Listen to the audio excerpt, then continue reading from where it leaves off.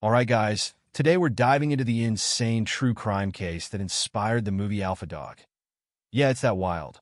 We're talking about Jesse James Hollywood and the tragic murder of 15-year-old Nicholas Markowitz. This is a crazy story about how a small-time drug dealer's beef spiraled out of control into a full-on kidnapping and murder. Let's break it down. So, picture this, Jesse James Hollywood. Yeah, his real name sounds like he's a movie villain, is this 20-year-old drug dealer in the San Fernando Valley, California. He's doing all right for himself, making money off weed sales, living the life with his crew of friends who were also low-level dealers. Now, here's where the problem starts. Jesse has a buddy named Ben Markowitz, and Ben owes him some cash, about $1,200. Not a huge amount, but for Jesse, it's enough to get pissed off when Ben won't pay up. On top of that, Ben starts mouthing off, and things get heated between the two.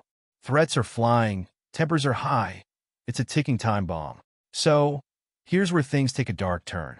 On August 6, 2000, Jesse and his crew are driving around when they spot Nicholas Markowitz, Ben's 15-year-old half-brother, walking near his house in West Hills. Jesse, thinking he can use Nicholas as leverage to get Ben to pay up, makes a split-second decision. They grab him. Just straight up abduct him off the street. Yeah, this guy went full gangster over a $1,200 debt. Now Nicholas? He's just a kid, totally innocent, no clue what's going on. But the thing is, when they take him up to Santa Barbara, they don't treat him like a prisoner right away. Instead, he's partying with Jesse's friends, going to house parties, hanging out by the pool. Wild, right? But here's the catch. Nicholas didn't fully understand he was in serious danger.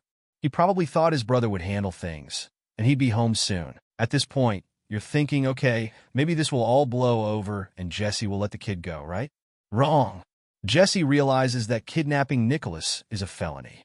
He starts freaking out because now the cops are going to get involved, and he could be in serious trouble.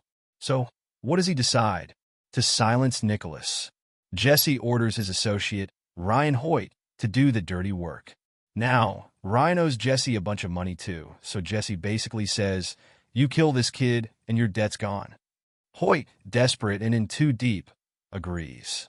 Yeah, it's that cold-blooded. On August 9th, 2000, 3 days after Nicholas was kidnapped, they take him out to the Santa Ynez Mountains. Jesse's crew, including Hoyt, blindfold and gag him. Ryan then shoots Nicholas multiple times with a TC-9. After that, they bury him in a shallow grave, hoping no one would find him.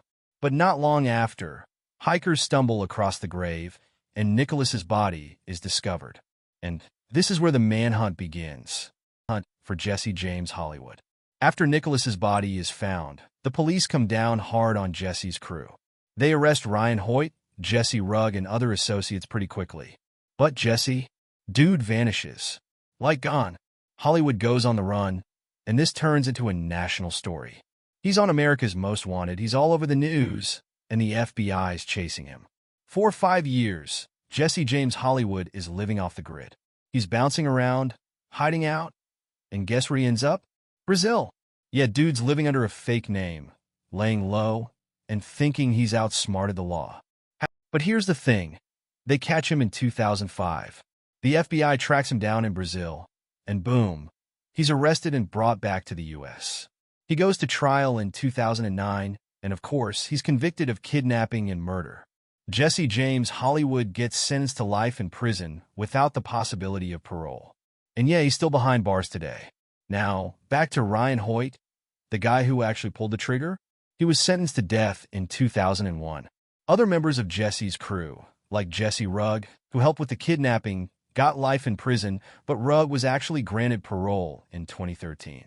William Skidmore, another dude involved, took a plea deal and served 9 years.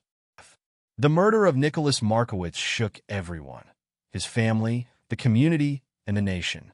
His mom, Susan Markowitz, became a vocal advocate against youth violence, trying to make sure no one forgets what happened to her son.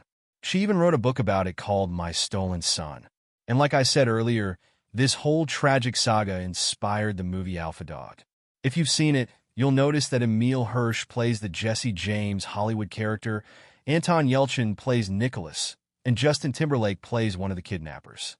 The movie is pretty close to the real story, though it's Hollywood eyes, of course. So, there you have it. Jesse James Hollywood, a dude who let a $1,200 drug debt snowball into the kidnapping and murder of an innocent 15-year-old boy. A senseless, heartbreaking crime that took the life of Nicholas Markowitz and destroyed countless others in the process. It's a wild story, but at the end of the day, it's just tragic. Nicholas was a kid who had no idea what was coming. And it's a reminder of how easily things can spiral out of control when you mix bad decisions, money, and ego. If you found this story interesting, hit that like button, subscribe for more true crime, and let me know what case you want me to cover next. Stay safe, and I'll see you in the next one.